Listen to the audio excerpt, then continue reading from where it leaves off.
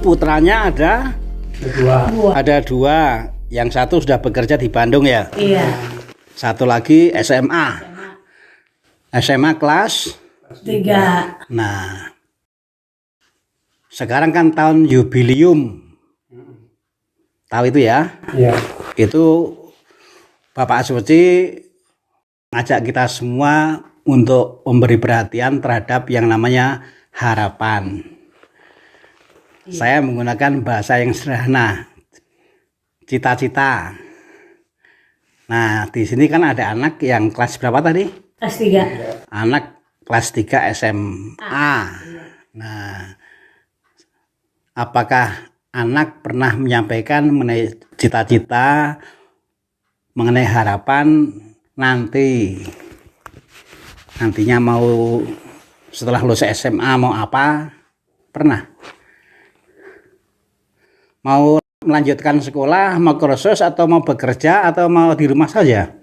Tapi pilihan dia maunya bekerja. Pilihannya setelah SMA mau bekerja. Terus pernah mengungkapkan kalau bekerja itu mau bekerja di mana? Ya pokoknya kerja aja gitu. Pokoknya kerja, yang nggak mau dia kerja di pabrik, yang nggak mau. Nggak mau, katanya takut kerja di pabrik. Karena apa? Nggak tahu, takut pokoknya katanya gitu. Kalau nggak ke toko gitu, kalau nggak kemana. Oh, dia mau bekerja. Iya.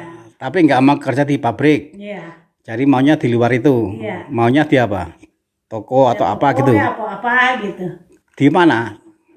Di tempatnya. Apakah di Bandung, di Jakarta? Di Bandung. Bebas kembali. Bebas sih, Oh, di mana bebas. aja. Bebas. Yang dekat-dekat sini yang bisa sering pulang atau yang jauh di luar kota? Apanya? Anaknya pengennya. Pengennya yang di luar kota.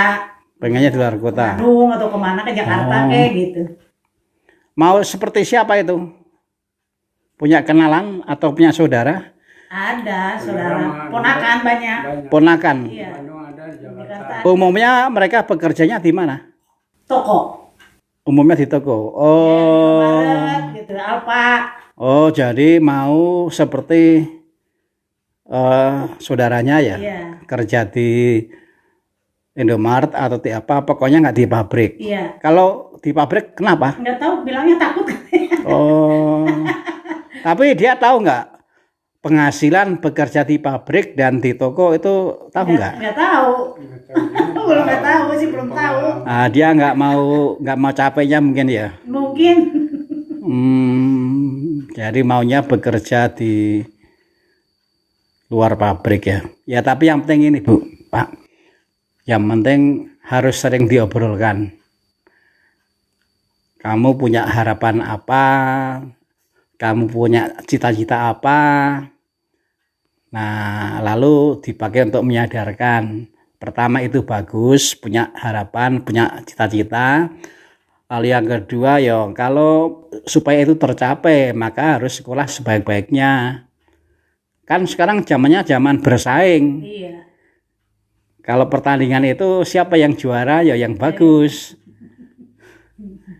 Nah, nanti kalau dia mau bekerja, itu kan juga bersaing.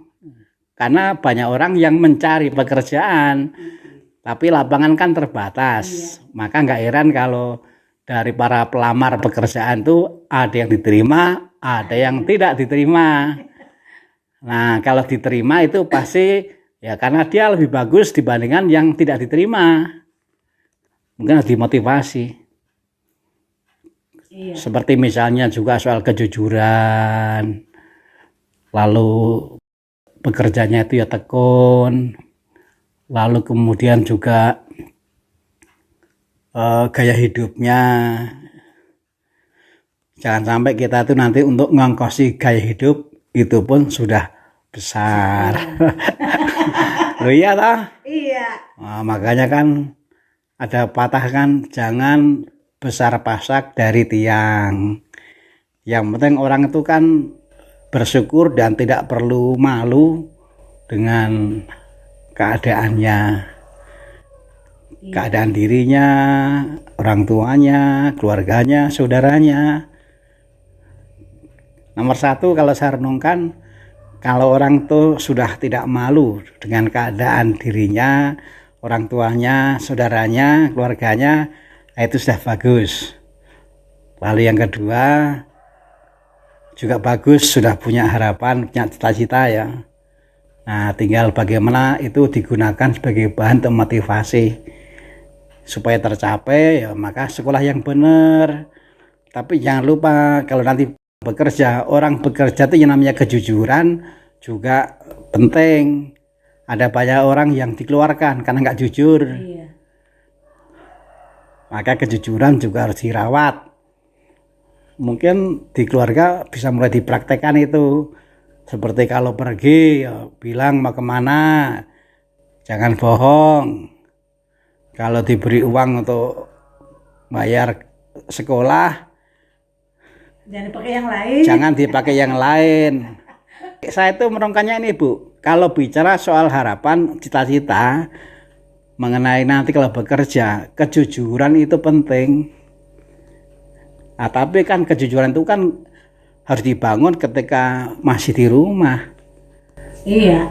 Karena ada toh bilang ke orang tuanya, ini sekolah perlu duit untuk ini diberi. Nah, ternyata sekolah nggak seperti itu. Atau diberi tapi digunakannya nggak semuanya. Tapi puji Tuhan, Rahmat. Kenapa? Ya sampai sekarang enggak sih. Ya memang Bu, memang. Tapi kan gini Bu, tapi kan kita nggak pernah tahu. Iya. Yang kita tahu adalah lingkungan itu juga berpengaruh.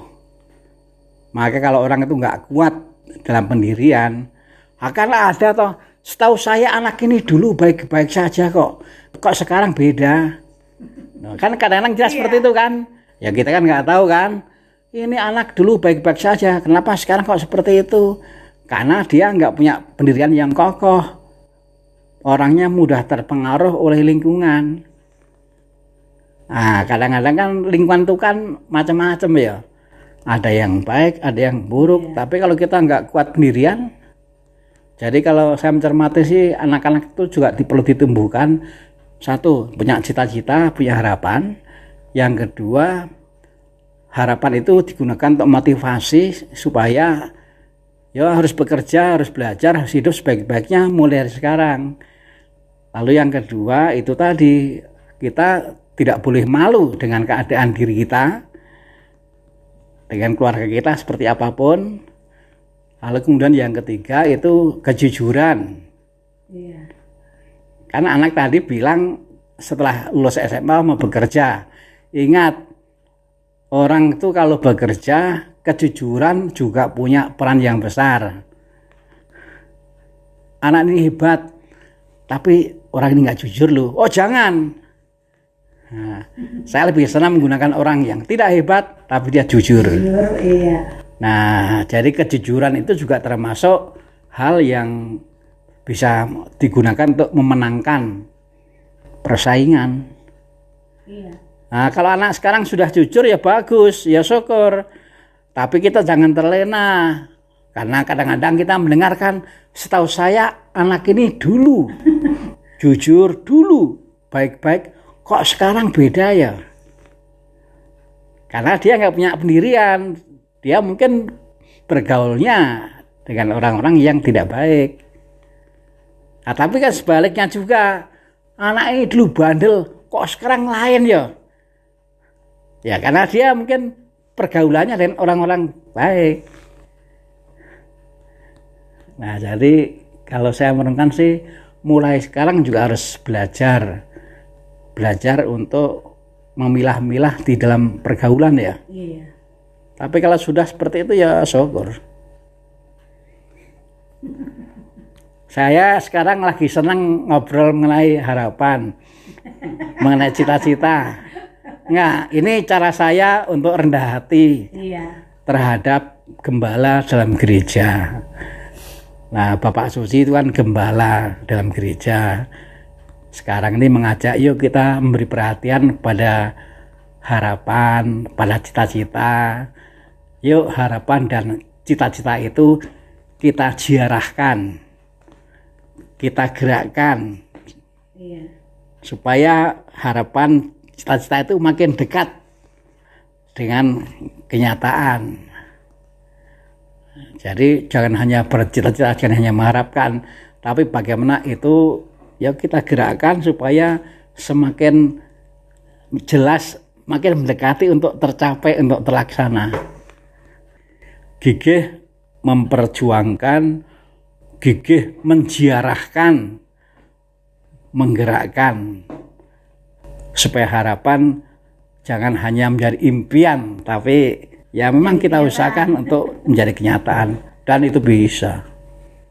Saya bantu dengan doa, Bu. Ini tahunya enak ya? Oh, enggak.